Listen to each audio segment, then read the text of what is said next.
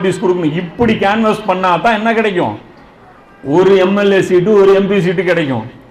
ஒரு சிஸ்டமே சேஞ்ச் பண்ணும் அப்படின்னா அவ்வளவு தூரம் ஹார்ட் ஒர்க் பண்ணும்.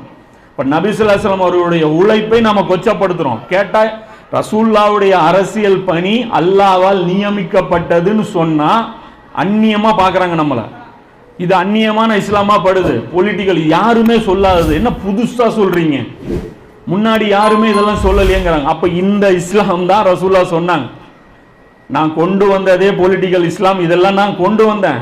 கொஞ்ச நாள்ல பாருங்க அதெல்லாம் இல்லைம்பாங்க, அந்நியமா போயிரும். நீங்க போய் சொல்லுங்க நபி இதுக்காக நடைமுறைப்படுத்துவதற்காகவும் வந்தார் அப்படின்னு சொன்னா அந்நியமா பார்ப்பாங்க அப்படின்னு சொன்னாங்க. இதைத்தான் நபி ஸல்லல்லாஹு அலைஹி வஸல்லம் சொல்றாங்க. அப்போ இப்ப தீன் எங்க போயிருச்சு? இப்போ நபி ஸல்லல்லாஹு அலைஹி வஸல்லம் உடைய பணி ரிவர்ஸ்ல போயிருச்சு. எந்த அளவுக்கு அந்நியமா போச்சுன்னா, ஹுசைன் ரலியல்லாஹு அன்ஹு காலத்திலேயே தெரியல மக்களுக்கு கிலாஃபத் எது மன்னராட்சி எதுன்ட்டு.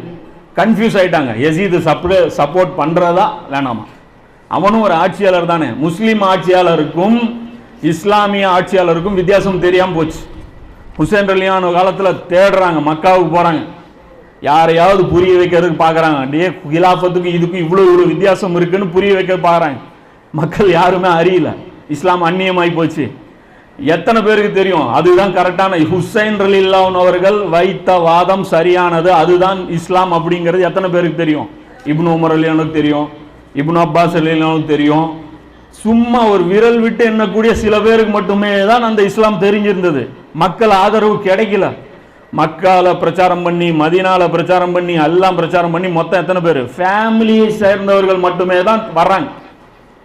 அப்போ அவங்க என்ன பண்றாங்க? ஆழமா பதிய வைக்கிறாங்க, இது இஸ்லாம் கிடையாது.